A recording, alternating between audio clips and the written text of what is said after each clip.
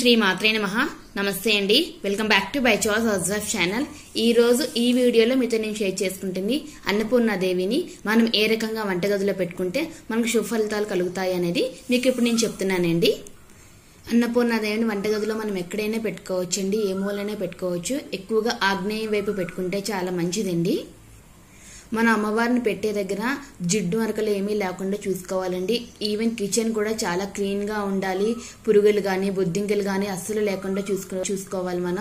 మీరు అమ్మవారిని ఆగ్నేయ వైపు పెట్టేటప్పుడు చాలా జాగ్రత్త వహించాలి. ఎందుకంటే మనం వండేటప్పుడు ఆ పొగ అంతా అమ్మవారికి వెళ్తుంది. సో అంత కార్నర్ కి వెళ్ళదు అలాగా మన పొయ్యి, కాబట్టి కొంచెం మధ్యలోనే మనం పొయ్యి పెట్టుకుంటాము. ఎన్వి ఉండే వాళ్ళు చాలా జాగ్రత్త వహించండి. మీకు అలాంటి ప్రాబ్లం మీకు ఉన్నది అంటే అమ్మవారిని తీసుకెళ్లి ఇంకెక్కడైనా కొంచెం పైన ఇంకెక్కడైనా ఏదైనా మూల అనేది పెట్టుకోవచ్చండి. నేనైతే నాకు కార్నర్ ఫ్రీగా ఉంది కాబట్టి నేను అక్కడ పెట్టుకుంటున్నాను. నేను ఎక్కడ పెట్టింది కూడా మీకు లాస్ట్ లో నేను చూపిస్తాను. నేను అన్నపూర్ణాదేవితో పాటు బాబా గారిని ఎక్కువగా నమ్ముతానండి. సో బాబా గారిని కూడా నేను ఎక్కువగా పెట్టుకున్నాను. ఇది ఈ కాలంది కాదండి, పూర్వకాలం నుంచి ఉన్నది. కాశీ వెళ్లే వారిని ఎవరైనా కాశీ అన్నపూర్ణాదేవిని కొనుక్కొని అమ్మవారిని ఖచ్చితంగా ఇంటికి తీసుకొస్తారు. అదే విధంగా వాళ్ళు తీసుకోవడం కాకుండా పక్కన్న వాళ్ళు కొంతమందికి కానుకలుగా కూడా ఇస్తారు అన్నపూర్ణాదేవిని.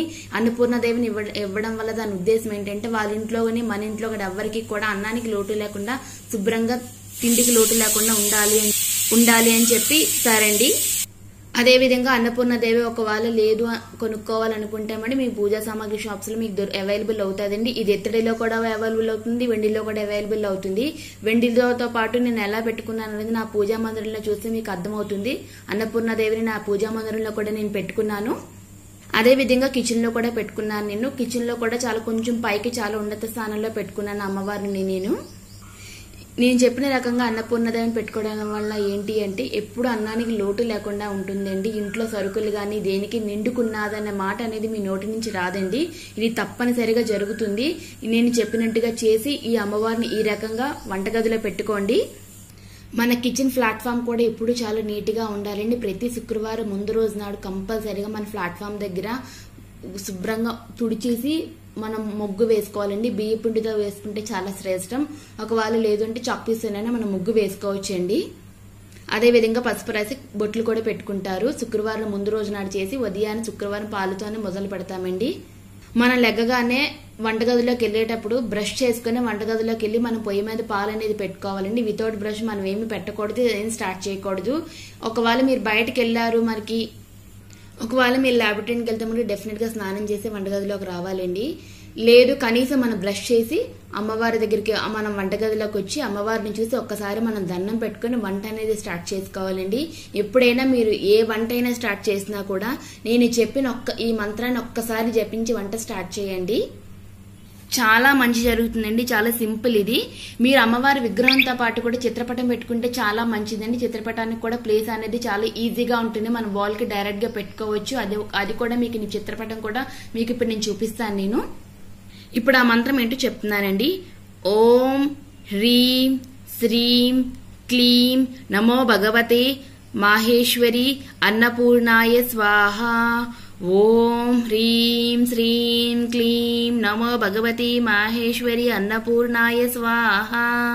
ఓం హ్రీం శ్రీం క్లీం నమో భగవతి మాహేశ్వరి అన్నపూర్ణాయ స్వాహ అనే ఈ మంత్రాన్ని ఒక్కసారి జపించి మన వంట అనేది ప్రారంభిస్తే మన వంట కూడా మంచి రుచికరంగా తయారవుతుందండి. ఎలాంటి మాడిపోవడాలు గట్టా ఏమి అలాంటివి ఏంటి కూడా జరగవు. మాడిపోవడం కూడా ఒక అశుభంగా అనుకుంటామండి మనం. అలాంటివి ఏంటి జరగకుండా శుభంగా జరుగుతుంది. ఇప్పుడు అన్నపూర్ణాదేవిని ఏ రకంగా మనం పెట్టుకోవాలనేది మీకు ఇప్పుడు నేను చూపిస్తున్నానండి. ఇప్పుడు నేను వీడియోలో చూపిస్తున్నట్టుగా గ్రీన్ కలర్ ఇస్తరాకు టైప్ లో ఉండినట్టుగా ప్లేట్ అనేది సంపాదించుకోండి. ఈ ప్లేట్ ఒకటి కావాలి. అదే విధంగా ఇత్తడి ప్లేట్ చిన్నది, ఇత్తడి గిన్నె. అమ్మవారు కూడా ఇత్తడి రూపంలో దొరుకుతుంది, వెండి రూపంలో కూడా దొరుకుతుందండి. మీ శక్తి కొలిది మీరు ఏ రూపమైనా తీసుకోవచ్చు. సో ఇప్పుడు మనం అదే విధంగా పసుపు కుంకుమ గంధం అక్షతలు బియ్య పిండి కూడా తీసుకోవాలి. ఇప్పుడు ముందుగా మనం గ్రీన్ కలర్ ప్లేట్ చెప్పాను కదండి, ఆ ప్లేట్ మీద పద్మ ముగ్గు అనేది వేసి దాని మీద పసుపు కుంకుమ అనేది కూడా జల్లుకొని దాని మీద మన అక్షింతలు వేసుకొని తర్వాత అమ్మవారి విగ్రహం అనేది పెట్టుకోవాలి. నేను ఇక్కడ మీకు చూపించిన వీడియోల ప్రకారంగా నేను అక్కడ ఇంకా పీట కూడా తీసుకున్నానండి. ఎందుకంటే హైట్ లో పెట్టేటప్పుడు అమ్మవారిని కూర్చోబెడుతున్నాం కాబట్టి మనకి అమ్మవారి ఫేస్ కనబడాలని చెప్పి నేను హైట్ లోని పీట కూడా పెట్టుకున్నాను. అదే విధంగా కొంచెం బియ్యం కూడా తీసుకొని పక్కన పెట్టుకోవాలి. ఇప్పుడు ఆ ఇత్తడి ప్లేట్ కి గంధం పెట్టి కుంకుమ పెట్టి కొంచెం మధ్యలో కూడా గంధం పెట్టి కుంకుమ పెట్టి అక్షంతలు అనేది వేసుకోవాలి. తర్వాత గిన్నెకి కూడా మన చుట్టూ అంచుల మధ్యలోని మనం గంధం పెట్టి కుంకుమ పెట్టుకోవాలండి. ఆ తర్వాత అందులో గిన్నె నిండుగా రైస్ పోసి అమ్మవారిని దించుకోవాలండి. అమ్మవారి నడుం వరకు ఆ గిన్నెలోకి అమ్మవారు దిగేటట్టు పెట్టుకోవాలండి. అప్పుడు గింజలు ఆ గరిటె పట్టుకుంటారు కదండి అమ్మవారు, ఆ గరిటెలో కూడా 2-3 గింజలు కూడా పడతాయి. సో దానిలో కూడా మనం పెట్టేటట్టు చూసుకోవాలి. అదే విధంగా అమ్మవారికి గంధం పెట్టి కుంకుమతో కూడా అలంకరించుకోవాలండి. ఈ రకంగా అమ్మవారిని తయారు చేసుకుని దాన్ని ఒక పీట మీద పెట్టి పీటతో సహా ప్లేట్లో అనేది నేను పెట్టుకున్నానండి. నేను బాబాని కూడా పెట్టుకున్నానండి. సో బాబాకు కూడా గంధం పెట్టి కుంకుమ అనేది పెట్టుకున్నాను. బాబాకు కూడా పీట పెట్టి పీట మీద బాబా గారిని పెట్టుకున్నాను. మీరు ఒకవేళ మంత్రం అనేది మర్చిపోతే మీరు దాన్ని ప్రింట్అవుట్ తీసుకొని మీకు ఆన్లైన్ లో అవైలబుల్ అవుతుందండి. లేదు అంటే నేను చెప్పిన ఈ మంత్రాన్ని ఒక పేపర్ మీద రాసుకొని మీరు వంటగదిలోని వంట ఉండే పొయ్యి దగ్గర ఎక్కడైనా అంటించుకుంటే ప్రతిరోజు ఈ మంత్రాన్ని ఒక్కసారి చదువుకొని వంట అనేది ప్రారంభించుకోండి.